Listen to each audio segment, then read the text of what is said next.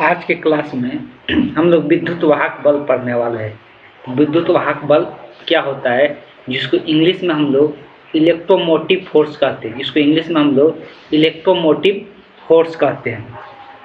तो ये असल में इसके नाम में बल लगा हुआ है, लेकिन ये बल होता नहीं है। बेसिकली ये एक विभवांतर ही होता है। विभवांतर जो दो विभवों के बीच के अंतर को हम लोग बोलते हैं।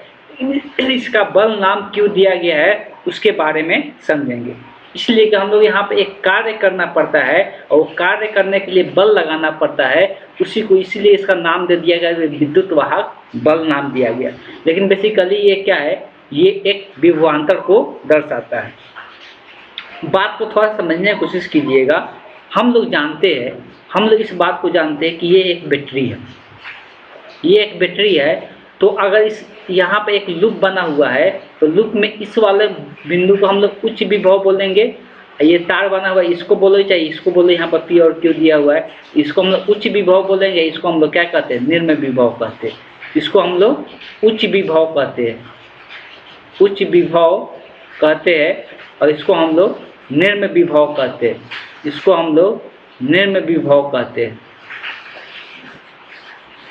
हम लोग उच्च विभव कहते हैं, इसको हम लोग निम्न विभव कहते हैं।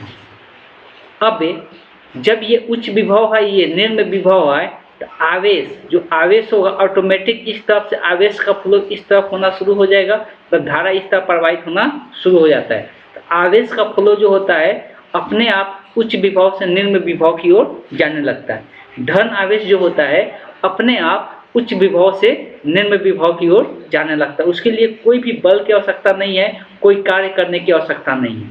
लेकिन अब ये सर्किट हमेशा इसमें आवेश फ्लो होते रहे, तो जब यहाँ पे निम्न विभव होगा और यहाँ पे उच्च विभव होगा, तो निम्न विभव से फिर उच्च विभव आवेश किस प्रकार से जाएगा, कोई ना कोई कार्य तो करना पड़ेगा। हम यहाँ पर जो बोलना चाह रहे समझने की कोशिश कीजिएगा। जब ये बैटरी को जोड़ दिया है, तो यहाँ पे उच्च विभव है, यहाँ पे निम्न विभव है। इधर से इधर आवेश का फ्लो जाने के लिए हम लोग कोई कार्य नहीं करना पड़ेगा, वो अपने आप क्या होगा, इधर से इधर चला जाएगा। इसको समझने के लिए एक और चीज़ का प्रयोग कर सकते हैं। क्या चीज़ों का प्रयोग कर सकते हैं? हमको पता है कि अगर पानी यहाँ पे ऊपर में है, अगर यहाँ पे ऊपर में एक टंकी या पानी रखा हुआ है, तो ऊपर से नीचे पानी आने के लिए हमको कोई कार्य करना नहीं पड़ता है। सिर्फ नल खोल देते हैं, पानी क्या होता है, नीचे आना शुरू कर देता है। लेकिन हमको पता है कि नीचे का पानी ऊपर ले जाने के लिए ये अपने आप नहीं जाता है। इसके लिए हम लोग पंप का सहारा लेना पड़ता है, मोटर का सहारा लेना पड़ता है, जो क्या करता है, नीचे का पानी खींच कर क्या करता है, ऊपर लेके जाता है। तो यहाँ पर एक क्या करना पड़ता है, कार्य करना पड़ता है, वर्क करना पड़ता है, तब नीचे का पानी क्या होता है, ऊपर जाता है। लेकिन जैसे ही पानी ऊपर जाता है, अपने आप क्या होता है, नीचे क्यों आने लगता है। ये किस कारण से होता है, तो स्थितिज ऊर्जा का कारण होता है। जैसे ही पानी ऊपर चला जाता है, उसके पास स्थितिज ऊर्जा आ जाता है, और वही ऊर्जा खर्च होता है पानी को नीचे लाने में।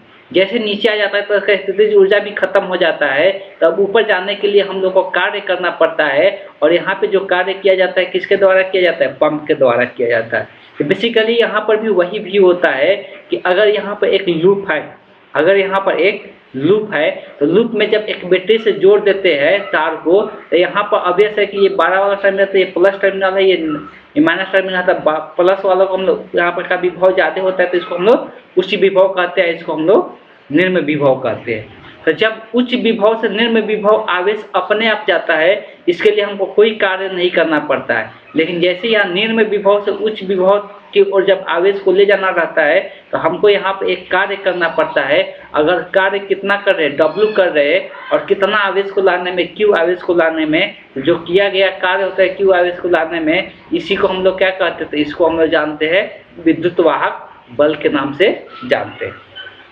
विद्युत वाहक बल के नाम से।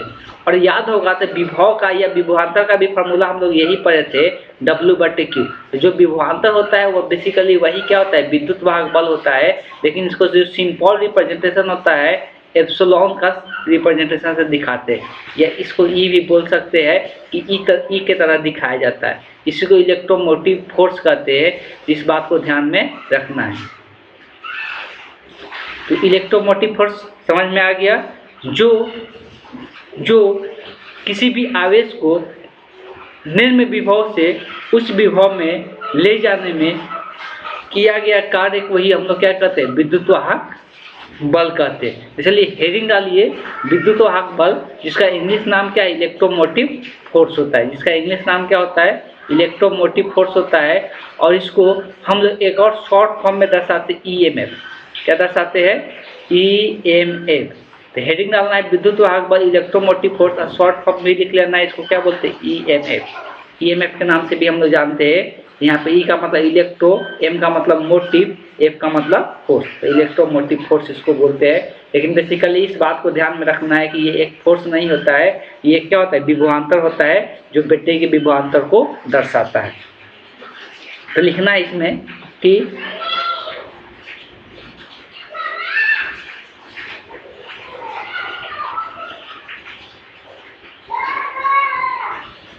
आवेश को निम्न विभव से उच्च विभव पर ले जाने के लिए, आवेश को निम्न विभव से उच्च विभव पर ले जाने के लिए किया गया कार्य को ही विद्युत वाहक बल कहते हैं। किया गया कार्य को ही विद्युत वाहक बल कहते हैं। आवेश को निम्न विभव से उच्च विभव तक ले जाने में किया गया कार्य को ही विद्युत वाहक बल कहते हैं। माना कि विद्युत आवेश Q को निम्न विभव से उच्च विभव में ले जाने में किया गया कार्य W है।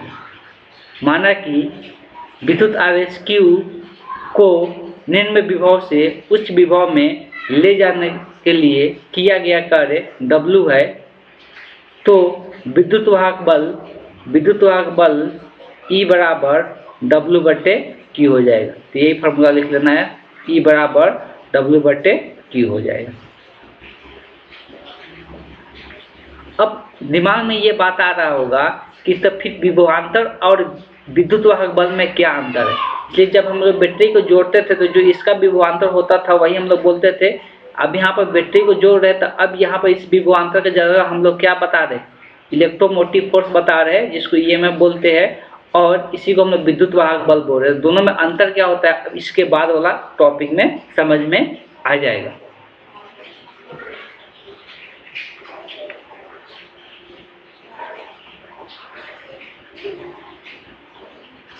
आगे है विद्युत परिपथ और ओम का नियम।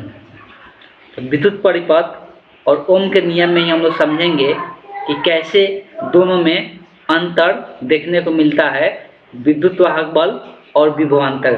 विद्युत वाहक बल और विभवांतर बात को अच्छे से समझने की कोशिश करना।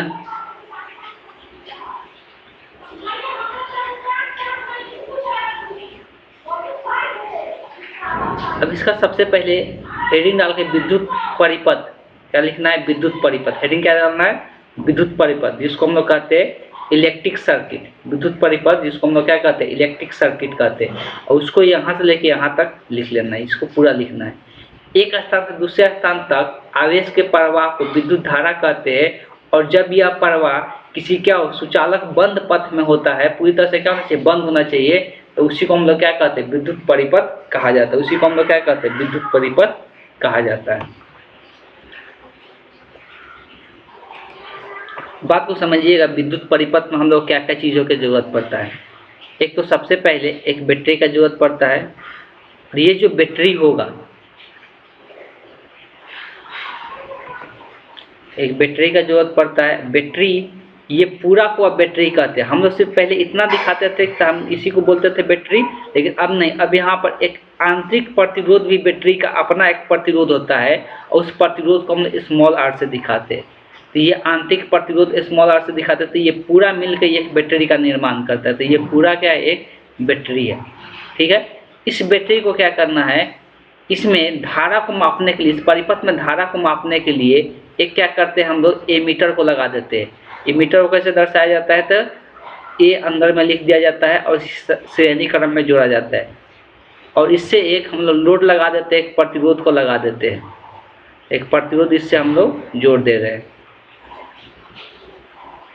एक प्रतिरोध को जोड़ दिए और मन करे तो एक स्विच को भी लगा सकते हैं। स्विच को हम इस प्रकार से दर्शाते हैं, एक स्विच को भी लगा दिए और इसको यहाँ पर कनेक्ट कर देंगे।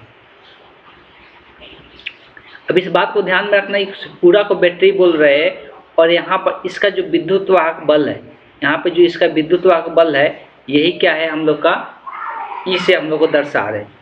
इसका जो प्रतिरोध, लोड प्रतिरोध है, उसको हम लोग कैपिटल R से दर्शा रहे हैं। मान लो कि इस लोड प्रतिरोध का विभवांतर को मापना है, विभवांतर को मापने के लिए एक क्या करते हैं, इसके समांतर क्रम में हम लोग वोल्ट मीटर लगा देते हैं। इसके समांतर क्रम में हम लोग एक वोल्ट मीटर को लगा देते हैं।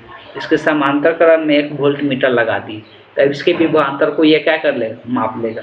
कहने का मतलब इसके बीच का जो विभवांतर है वो कितना है, V है। अब बात को थोड़ा समझने की कोशिश करना है। अगर मान लेते इसमें धारा कितना प्रवाहित हो रहा है, I प्रवाहित हो रहा है, धारा कितना प्रवाहित हो रहा है, I। अब ये धारा दो सोचा जाएगा, धारा कुछ इधर भी बढ़ जाएगा, इधर भी बढ़ जाएगा, लेकिन देखिए ये हम लोग जो लगाए हैं ये वोल्ट मीटर है, वोल्टेज मापने के लिए। अब वोल्ट मीटर तभी भी लगाया जाता है तो ऐसा वोल्टेज लगाया जाता है कि इसमें धारा कम से कम जाए, इसीलिए इसका प्रतिरोध का मान क्या कर दिया जाता है, ज़्यादा कर दिया जाता है कि धारा इस तो तरफ ना जाए, जितना धारा सब धारा किधर जाना चाहिए, इधर जाना चाहिए। तो ये पूरा लूप ये है, ये जो हम ऊपर लगाए हैं ये सिर्फ वोल्ट मीटर को कनेक्ट किए हैं इसके बीच का विभवांतर को मापने के लिए, ठीक है। तो इसमें पूरा सर्किट में धारा कितना प्रवाहित हो रहा है, I हो रहा है। अब देखिए अगर ओम का नियम याद करेंगे तो ओम का नियम में हम लोग पहले क्या करते हैं, तुल्य प्रतिरोध निकाल लेते हैं। क्या करते हैं, तुल्य प्रतिरोध निकाल लेते हैं। अगर ओम के नियम से हम लोग बात करेंगे तो ये दो प्रतिरोध जो है, ये जो दो प्रतिरोध है, ये कैपिटल R स्मॉल r दोनों का दोनों क्या है, श्रेणी क्रम में होगा। इस बात को ध्यान नहीं देना है कि ये कुछ लगा हुआ है, ये तार जोड़े हुए सिर्फ विभवांतर को मापने के लिए, और इसका कोई मतलब नहीं है। मतलब यहाँ से धारा प्रवाहित हो रहा है तो इसमें भी I ही होगा और इसमें भी धारा कितना होगा, I ही होगा। और दोनों के दोनों तार जो है किस क्रम में जुड़ा हुआ है, समांतर श्रेणी क्रम में जुड़ा हुआ है। श्रेणी क्रम में का जो तुल्य का मान होगा तो R तुल्य लिख देते हैं, ये R इक्विवेलेंट लिख देते हैं, EQ। तो R EQ बराबर कितना हो जाएगा, R1 प्लस R2, तो क्या हो जाएगा, R capital R plus small r के क्या हो जाएगा, बराबर हो जाएगा, ठीक है। तो यहाँ से R तो कुल R का मान इतना आ गया। अब यहाँ पर इसका अगर बात करेंगे तो बैटरी जो है, सिर्फ बैटरी का हम लोग आंतरिक वाला अंदर वाला पार्ट देख रहे हैं, तो इसका विभवांतर कितना है, E है। तो अगर इसका विभवांतर E है तो ओम के नियम से हम लोग क्या लिखते हैं, ओम के नियम से हम लोग ओम के नियम से क्या लिखते हैं, तो ओम के नियम से ये लिखते हैं कि जो V होता है, V के जगह यहाँ पर क्या है, E है। ये V के जगह क्या है, E है। तो V बराबर कितना होता है, I इंटू R होता है। तो धारा I है और R का R इक्विवेलेंट कितना है, R इंटू RQ लिख रहे हैं, ठीक। तो E बराबर जो आएगा I इंटू R का जो मान है R EQ के R plus capital R plus small r हो जाएगा। और इसमें हम क्या करते हैं, I से गुना कर देते हैं, तो E बराबर जो निकल के आएगा I into R plus I into small r। इसको समीकरण मान करके भी छोड़ देते हैं। देखिए बात करते हैं कि अगर इसमें ये दोनों के बीच का जो विभवांतर है वो कितना है, ये दोनों के बीच का विभवांतर को हम V मान लेते हैं कि इस प्रतिरोध का जो विभवांतर है वो कितना है, V है, और धारा इसमें I है। तो अगर हम लोग सिर्फ इस बारे वाले जो यहाँ पर प्रतिरोध लगा हुआ है, जो लोड प्रतिरोध है, अगर इसमें हम लोग विभवांतर का बात करेंगे तो इसमें अगर ओम का नियम लिखते हैं तो V बराबर क्या लिखाएगा, I, धारा I है, प्रतिरोध कितना R है, तो V बराबर क्या लिखाएगा, IR। अगर बात करते हैं V बराबर IR, तो यहाँ पर IR की जगह अगर V रख देते हैं तो E बराबर क्या आ जाएगा, V प्लस क्या हो जाएगा, IR हो जाएगा। V प्लस क्या हो जाएगा, IR आ जाएगा। तो V प्लस IR आ जाएगा। तो यहाँ से अगर बात करेंगे V को इधर लेके आएंगे तो V माइनस E बराबर E माइनस V बराबर क्या बचेगा, IR बचेगा। अब यहाँ पे देखिए ध्यान से देखिएगा कि अगर ये जो V विभवांतर माने हैं, ये पूरा बैटरी का विभवांतर माने हैं, ठीक।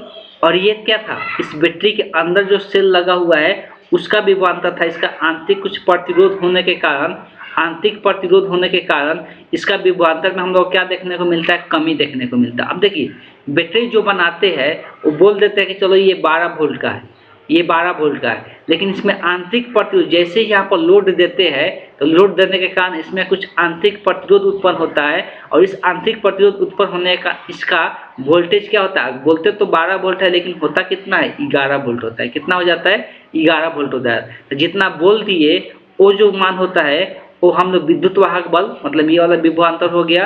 और जो बैटरी को एक परिपथ में जोड़ने के बाद विभवांतर देखा गया, तो कितना विभवांतर देखा गया, भी विभवांतर देखा गया। तो कोई पूछेगा कितना विभवांतर का हानि हुआ, कितना विभवांतर का ह्रास हुआ जब एक परिपथ को कंप्लीट किए, तो 12 में से क्या करेंगे, 11 को हटा देंगे, तो ये ह्रास क्या कहलाएगा, ह्रास विभवांतर का मान कहलाएगा। इतना हम लोग का क्या होता है, ह्रास हो जाता है, कमी हो जाता है। तो ये चीजें देखने को मिलता है।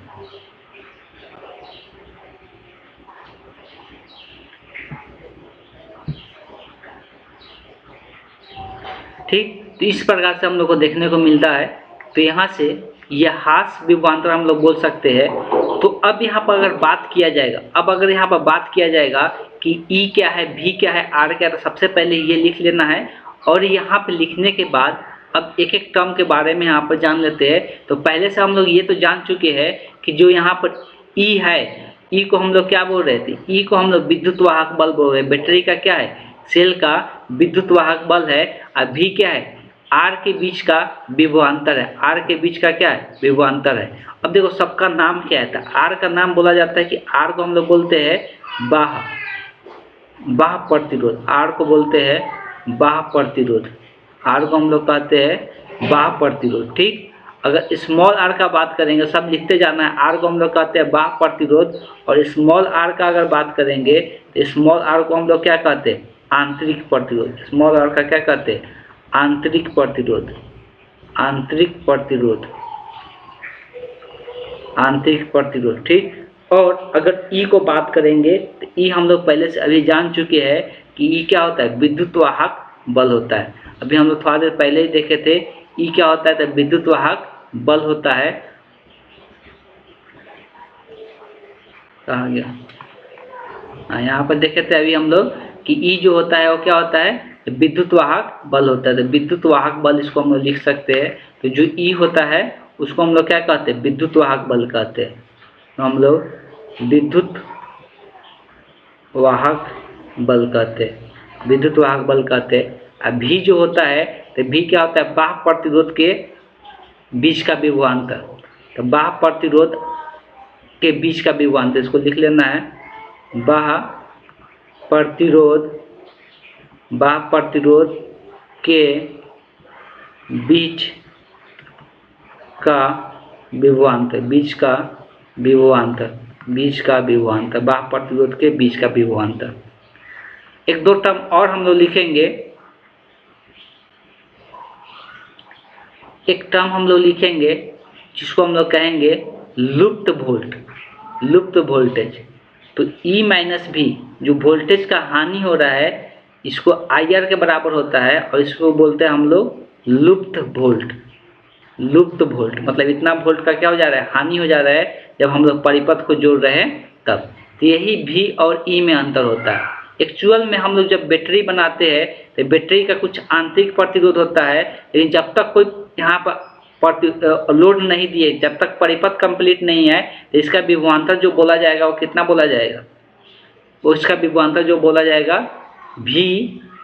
तो V जो विभवांतर होता है, लेकिन जैसे ही लोड देते हैं, मतलब सॉरी, इसका जो विभवांतर बोला जाएगा वो कितना बोला जाता है, E बोला जाता है। लेकिन जैसे ही लोड से जोड़ते हैं तब ये दोनों के बीच का विभवांतर क्या हो जाता है, V हो जाता है।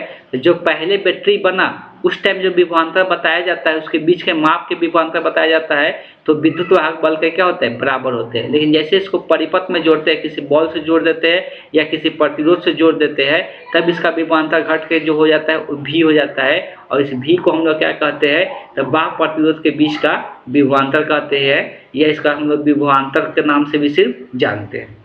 ठीक है, तो इस प्रकार से देखने को मिलता है। सारा टर्म यहाँ पर डिस्कस कर लिया हम लोग।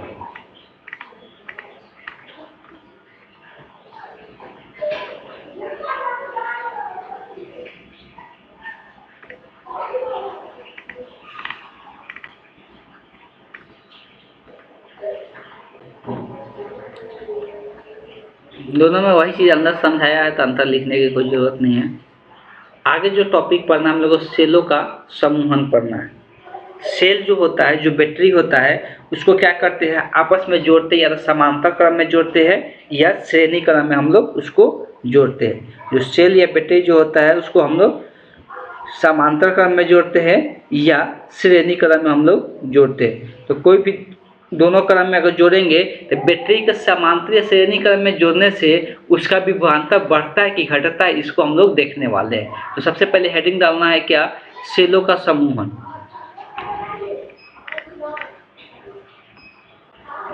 उसके बाद हेडिंग डालना है, तो ये 3 प्रकार से जोड़ सकते हैं। एक तो श्रेणी क्रम समूहन, समांतर क्रम समूहन, एक मिश्रित क्रम समूहन। तो मिश्रित को हम लोग छोड़ते हैं यहाँ पे, लेकिन ये ज़्यादा इंपॉर्टेंट भी नहीं है। तो हम लोग 2 जानेंगे सेलों का समूहन में। एक तो पहले जानेंगे सेलों का, एक नंबर में लिखना है सेलों का श्रेणी क्रम समूहन, जो सीरीज ग्रुपिंग ऑफ सेल। सेलों का श्रेणी क्रम समूहन, सेलों का श्रेणी क्रम समूहन।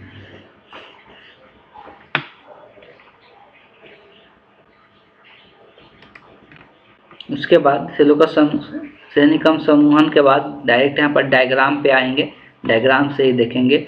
हमको सेल को जोड़ना है और सेल को साथ हमेशा उसका एक आंतरिक प्रतिरोध होना चाहिए। एक सेल हो गया, ये दूसरा सेल हो गया, इसका आंतरिक प्रतिरोध होना चाहिए। ये तीसरा सेल हो गया, इसका आंतरिक प्रतिरोध होना चाहिए। डॉट डॉट कर देते हैं। ऐसे ही हमको बहुत सारे सेल जोड़ना है। हम इसको लास्ट वाला को n सेल लिख देते हैं। तो ये हो गया हम लोग का एप्सिलॉन R1। यहाँ से इस बात को ध्यान में रखना है, सबका मान समान लेना है। यहाँ पर एप्सिलॉन R, यहाँ पर भी ER सबका विभवांतर, सबका विद्युत वाहक बल, आंतरिक प्रतिरोध क्या है, समान है। कितना है, तो ये n गो है। कितना है, n टर्म्स। कितना है, n टर्म्स, मतलब ये n बार जुड़ा हुआ है। और मान लो कि इसको एक लोड दिए, एक प्रतिरोध से इसको हम जोड़ दिए। प्रतिरोध से जोड़ने के बाद इसमें जो धारा प्रवाहित हो रहा है, उसको हम I मान लेते हैं। तो E इक्विवेलेंट का जो मान होगा, इक्विवेलेंट मतलब सब सेलों का तुल्य, सब सेलों का जो तुल्य होगा वो सब के योगफल का क्या होगा, बराबर होगा। तो कितना E है, इसमें कितना E है, तो n गो है।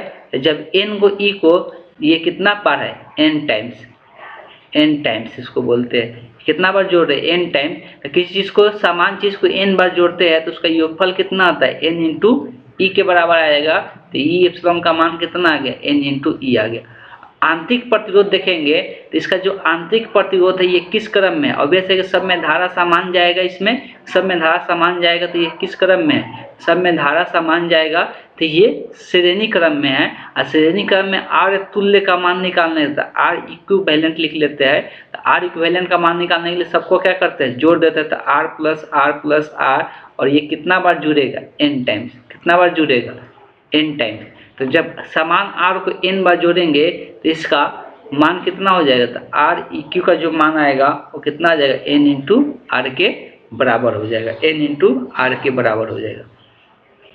तब अगर हम इसमें धारा का बात करेंगे तो अभी हम लोग देखें ओम के नियम से, अगर ओम के नियम से लिखेंगे, ओम के नियम से, तो ओम के नियम से जो विभवांतर होता है, तो विभवांतर, कुल विभवांतर क्या है, EQ है। यहाँ पर EQ है, ठीक, इक्विवेलेंट मतलब तुल्य होता है।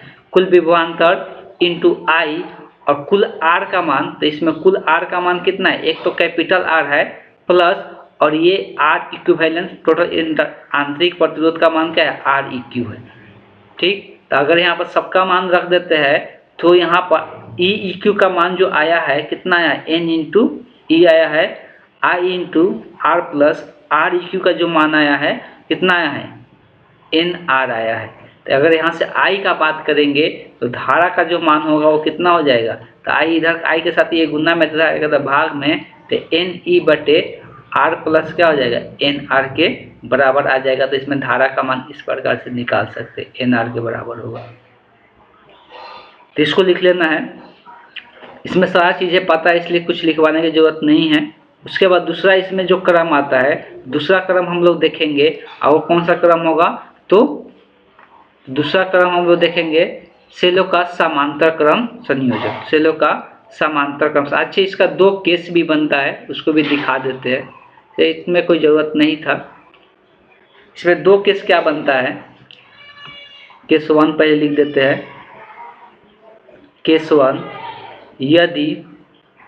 यदि R बहुत ज़्यादा बड़ा है, मतलब जो लोड प्रतिरोध है, बाह्य प्रतिरोध है, उसका जो मान है वो आंतरिक प्रतिरोध से क्या है, बहुत ज़्यादा है। आंतरिक प्रतिरोध से क्या है, बहुत ज़्यादा है, मतलब NR से क्या होगा, बहुत ज़्यादा होगा। तो उस केस में हम लोग इसको क्या कर लेंगे, R में इसको जोड़ने का कोई मतलब नहीं बनता है, बहुत छोटा मान है, तो इसमें छोटा मान को 12 मान में जोड़ने से कोई अंतर नहीं आता है। मतलब ये 1 लाख है, मान लो आई ये 1 है, तो 1 लाख में 1 जोड़ने से कोई अंतर आएगा, हम लोग 1 लाख ही बोलेंगे। तो I बराबर क्या लिख सकते हैं, NE/R लिख सकते हैं। तो ये पहला केस में हम लोग इस तरह से दिखा सकते हैं। केस 2 लेते हैं कि जब आंतरिक प्रतिरोध क्या होगा, बहुत ज़्यादा बड़ा होगा। जब आंतरिक प्रतिरोध क्या होगा, यदि NR बोलो या R ही सिर्फ बोलो, ये बहुत ज़्यादा क्या होगा, बड़ा होगा बाह्य प्रतिरोध से, तो उस केस में हम लोग R को इग्नोर करेंगे, तो NE बटे क्या होगा, NR बचेगा, कैपिटल R हट जाएगा, तो N से N कट जाएगा। तो इस केस में जो I का मान आएगा वो कितना आ जाएगा, तो इस केस में I का जो मान आएगा एप्सिलॉन इंटू R के एप्सिलॉन बटे क्या हो जाएगा, R हो जाएगा। अब हम लोग जाते हैं समांतर क्रम संयोजन। तो दूसरा लिखना है समांतर क्रम संयोजन। समांतर क्रम संयोजन में अगर हम देखेंगे,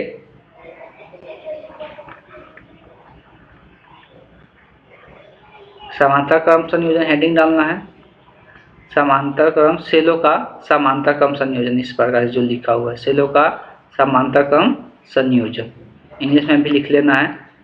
अब इसका डायग्राम हम लोग देखते हैं। जब हम लोग सेल को किस क्रम में जोड़ने जा रहे हैं, समांतर क्रम में जोड़ने जा रहे हैं। तो सेल को हम समांतर क्रम में जोड़ने जा रहे हैं।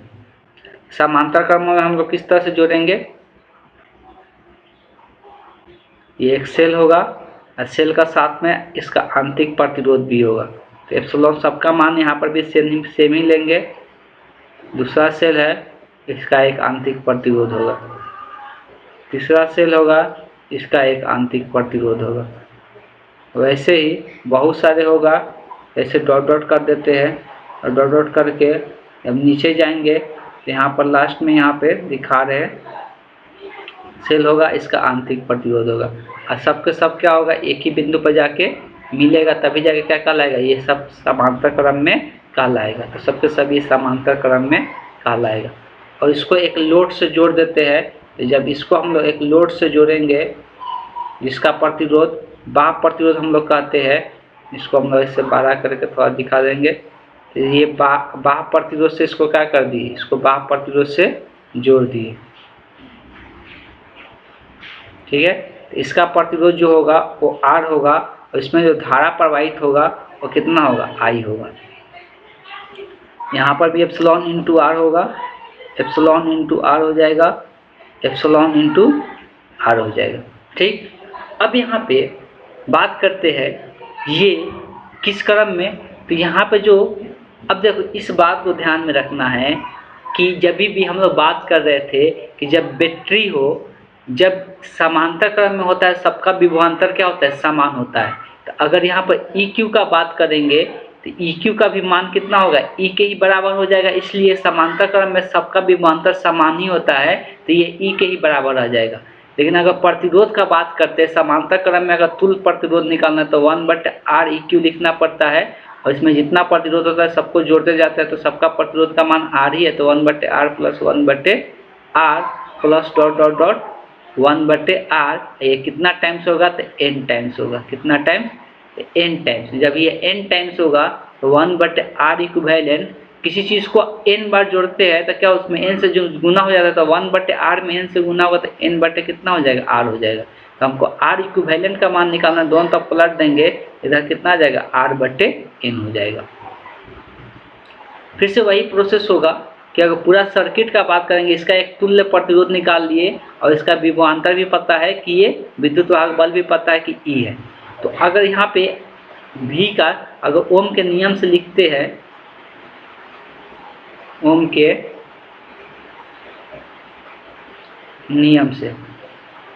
ओम के नियम से होता है भी, भी का मान यहाँ पर क्या है ई क्यू, ई क्यू बराबर आई इंटू कुल प्रतिरोध, बाह्य प्रतिरोध आर है और आंतरिक प्रतिरोध का आर ई क्यू से हम लोग दिखाए था, आर ई क्यू हो गया। तो यहाँ पर ई क्यू का मान ई के ही बराबर है I into R plus R E Q का मान है आर बटे एन है। अगर यहाँ से हम आई का मान निकालते हैं तो यहाँ से आई का मान क्या निकल के आएगा, तो आई बराबर जो आएगा ई बट्टे, ये सब के सब किस में बट्टे में आ जाएगा आर बट्टे एन। अगर इसके नीचे 1 रख के इसका भिन्न का जोड़ बनाते हैं तो हम एक ही डायरेक्ट एक लाइन में लिखना चाहते हैं कि आई बराबर जो नीचे में एन आएगा और एन ऊपर में चला जाएगा एन इंटू ई, और यहाँ से एक बार में जाएगा तो यहाँ पर एन आर हो जाएगा, N capital R plus small R हो जाएगा। आई का मान यहाँ पर इतना निकल के आया। तो ये एक फार्मूला हो गया, ये जब हम लोग समांतर क्रम में जोड़ेंगे तब। अब यहाँ पर भी 2 केसेस बनता है। पहला केस कि जब R का मान, यदि लिख लेना, यदि R का मान बहुत ज़्यादा बड़ा है स्मॉल r से, तो उस केस में ये स्मॉल r वाला टर्म क्या हो जाएगा, इग्नोर हो जाएगा, इसलिए उसको जोड़ने से कोई फर्क नहीं पड़ता है। तो एन ई बट्टे क्या हो जाएगा एन आर हो जाएगा और एन से एन कट जाएगा, तो आई का मान यहाँ से कितना निकल के आएगा ई बट्टे आर हो जाएगा। और दूसरा जो केस बनेगा, दूसरा केस यहाँ पर जो बनेगा, तो दूसरा केस क्या बनेगा इधर दिखा देते हैं। तो केस 2 जो होगा, यदि इसका उल्टा कि स्मॉल r का मान मतलब आंतरिक प्रतिरोध जो होगा बाह्य प्रतिरोध से क्या होगा बहुत ज़्यादा बड़ा होगा, तो उस केस में क्या देखने को मिलेगा कि ये वाला पद क्या हो जाएगा, ये वाला पद इसमें इग्नोर हो जाएगा। तो इस तरह से क्या हो जाएगा एन ई बट्टे स्मॉल आर आ जाएगा। यहाँ से आई का फार्मूला ये निकल के आएगा। तो यहाँ से ये 2 केस बन, तो ये 2 क्रम हम लोगों ने देखा, समांतर क्रम, श्रेणी क्रम किसका, सेल का। तो बेसिकली याद ये रखना है, जब भी हम लोग सेल को, बैटरी को, अगर सेल को समांतर क्रम में जोड़ते हैं तो उसका तुल्य विभवांतर का मान, या तुल्य बोल सकते विद्युत वाहक का मान सेम ही रह जाता है, विद्युत वाहक बल का मान सेम ही रह जाता है, उसमें कोई परिवर्तन नहीं होता है। लेकिन अगर श्रेणी क्रम में जोड़ते हैं विद्युत वाहक बल का मान क्या हो जाता है, जुड़ जाता है, सबको लाइन से क्या कर देते हैं, जोड़ देते हैं। ठीक, इस बात को ध्यान में रखना है। चलिए थोड़ा सा बेसिक चीज़ बता देते हैं। अगर मान लो कि हम यहाँ पर एक एग्जाम्पल ही ऐसे दे दिए कि यहाँ पर 3 बैटरी साथ में से जोड़ दिए, ये है 4 वोल्ट का, ये है 3 वोल्ट का और ये है 2 वोल्ट का। अगर पूछा जाए कि अब यहाँ और यहाँ से लेके यहाँ तक के बीच का विभवांतर क्या होगा, अगर ये 2 बिंदु के बीच का विभवांतर बोला जाता है तो ये किस क्रम में, समांतर क्रम में। समांतर क्रम में इसका तुल्य क्या बताया जाता है, तो ये दोनों के बीच का विभवांतर तीनों का योगफल के बराबर होगा। तो 4 + 3 + 2, 4 3 7 2 9, इसके बीच का विभवांतर कितना होगा, ए और बी का 9 वोल्ट होगा। ए और बी के बीच का विभवांतर कितना होगा, 9 वोल्ट होगा। लेकिन अगर मान लो बैटरी को यहाँ पर 3 वोल्ट है, यहाँ पर भी क्या है 3 वोल्ट है, और एक नीचे में भी 3 वोल्ट के बैटरी को जोड़ दिया। इस केस में अगर कोई पूछेगा, चलो यहाँ पर एक ए बिंदु दे दिए, यहाँ पर ए और यहाँ पर बी है, तो ए और बी के बीच का कोई विभवांतर पूछेगा तो कितना रह जाएगा, 3 ही रह जाएगा। इसमें कोई परिवर्तन नहीं होगा, जितना सबका है वही विभवांतर का मान रह जाता है, कोई अंतर इसमें नहीं होता। एक और चीज़ें दिखाना चाहते हैं कि अगर यहाँ पर ये 4 वोल्ट है,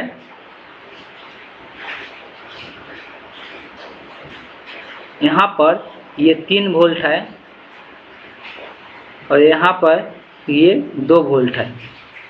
अब अगर पूछ रहा है कि ए और बी के बीच का विभवांतर बताओ, तो ध्यान में रखना है ये उल्टा जुड़ा हुआ है, मतलब ये लोअर वाला पहले हायर वाला बाद में, ये उल्टा जुड़ा हुआ, ये दोनों सीधा। तो जो उल्टा होता है वो क्या हो जाता है, माइनस हो जाता है। कैसे, तो 4 + 2 हो जाएगा और 3 उल्टा जुड़ा है, इसको माइनस कर दो, ये कितना आ जाएगा, 3 वोल्ट आ जाएगा। तो ए और बी के बीच का विभवांतर कितना हो जाएगा। इस बात को ध्यान में रखना, जब बैटरी का टर्मिनल उल्टा कर दिया जाए तो वो क्या करना है, घटाना है, उसको जोड़ना नहीं है, जब समांतर क्रम में रहेगा तब। ठीक है, तो ये सब कॉन्सेप्ट था बैटरी का। कि बैटरी को हम लोग 2 क्रम में जोड़ सकते हैं। इस बात को ध्यान में रखना है, बैटरी का एक आंतरिक प्रतिरोध होता है जिसको हम ऐसा किस नाम से दिखाते हैं, स्मॉल r से हम लोग दर्शाते हैं। ऐसी आंतरिक प्रतिरोध होने के कारण जब परिपथ में बैटरी जुड़ता है तो उसका विभवांतर में क्या आ जाता है, कमी आ जाता है। पहले जो विभवांतर होता है बैटरी का, मैं आपको बताता हूँ, उसको हम लोग विद्युत वाहक बल कहते हैं, जिसको हम लोग ई से दिखाते हैं। लेकिन बाद में जब उसको जैसे ही परिपथ में जोड़ते हैं उसका विभवांतर में कमी देखने को मिलता है, जिसको हम लोग भी से दिखाते हैं। ठीक, तो इस बात को ध्यान में रखना है। तो आज के लिए हम लोग क्लास को इतना ही पर स्टॉप करते हैं। तो नेक्स्ट क्लास में और टॉपिक इसका हम लोग करेंगे।